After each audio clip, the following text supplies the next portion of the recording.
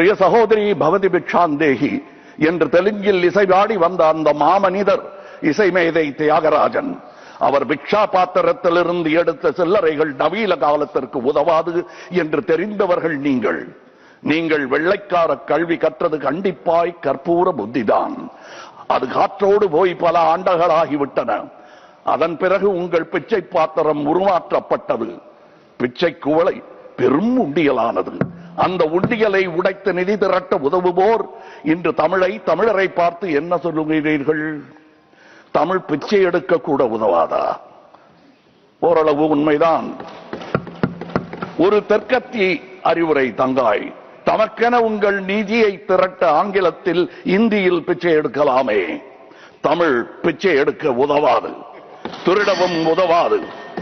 தமிழன் பிச்சை எடுக்க மாட்டான், அதுவும் உங்கள் பிச்சையை ஏற்கவே மாட்டான்.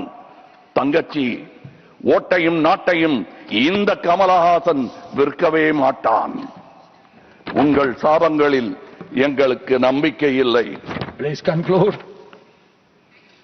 உங்களுக்கு இருக்கக்கூடும் என்ற நம்பிக்கையில் நீங்கள் உணர என் திட்டத்தை சாபமாய் போடுகிறேன். கருணையுடன் நீங்களே ஏற்பீர். உங்கள் இஷ்ட தெய்வங்களை வேண்டிக் கொள்ளுங்கள். பகுத்தறிந்த தமிழ்ச்சித்தன் கூற்று இது.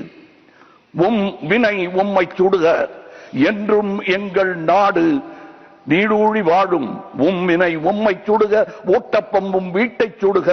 வந்தீர் வென்றீர் செல்வீர். இது உலக நியதி, அரசியல் நியதியும் கூட. வீழ்க வளமுடன், தமிழ் என்றும் வாழும் நலமுடன். வணக்கம் அவை வந்தடைந்த தலைவர் கூட்டத்திற்கு. சென்றும் வருவேன், நாளை எமதே. உங்கள் கமல்ஹாசன். ஜெய் ஹிந்த்.